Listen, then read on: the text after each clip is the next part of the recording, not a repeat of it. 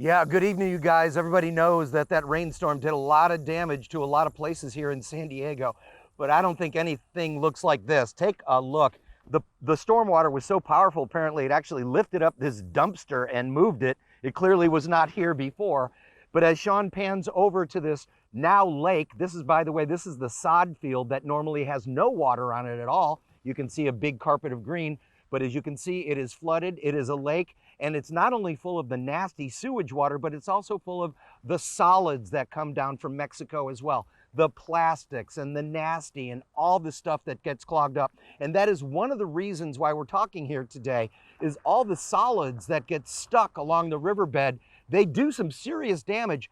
And in fact, you'll find out in 1 second, this stuff actually can change the course of the river, creating the flooding that you're seeing here today. Check it out. It's about as close to the wild, wild west as you are going to get here in California. Unfortunately, the flooding and the heavy rain became a little too wild, even for these folks. When the rain started falling, the Tijuana River started flooding, and the rescue mission was on. In this case, entire horse farms evacuated to higher ground. So what happened yesterday is we had over 3 inches of rain in the local area, torrential rains. I think it was way more than was expected. So of course we got billions of gallons coming down the Tijuana River. In an ideal world, the Tijuana River should carry the rushing rain to the ocean. But there's nothing ideal out here. Underneath the Hollister Avenue Bridge, a blockade of trees, bamboo, and trash actually changing the direction of the river. And that trash backs up against these willow trees and branches, create a dam, and what you see is the river flows underneath Hollister Street going west, hits that willow and trash, turns around and flows back towards the east. You heard correctly. The toxic Tijuana River changes direction in this area. On one side of the bridge, a clear channel. On the other side, a roadblock of trees and garbage. This has been going on for decades now. I was a county supervisor when they started saying no.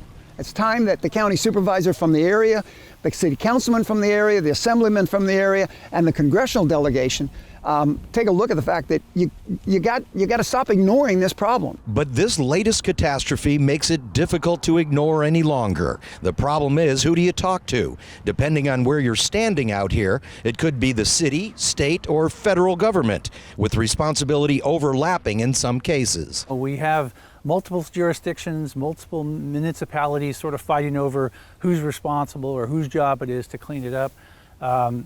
We need those guys to stop the squabble and, join the band, and let's get this thing fixed. Then there's the endangered species that live out here, specifically a protected bird that is allegedly impacting the entire valley. But what has happened is they do it in the name of the environment for a bird called the least bell's vireo, but by creating the dam and the trash comes down and dams up against the willow, they have caused flooding and destruction of more habitat of least bell's vireo than anything that the channel would have done. But it's easier for a bureaucracy to say no. For the people who suffer out here on a regular basis, they are asking for help.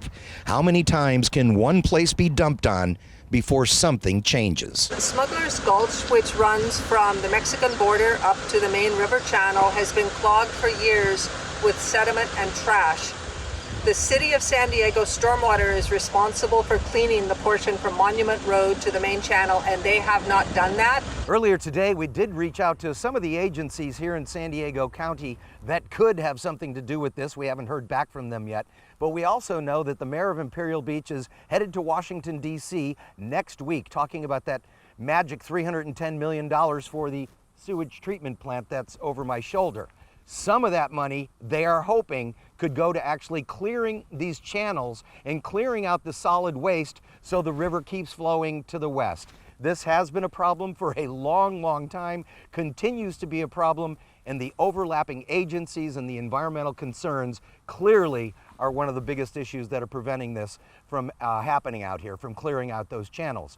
So this certainly is an eye-opener probably to a lot of people who are watching right now, and this is old news to other folks who are just sick and tired of talking about being dumped on from our neighbors to the south. We are in the Imperial Valley, which you can see is just in a nasty state of mind.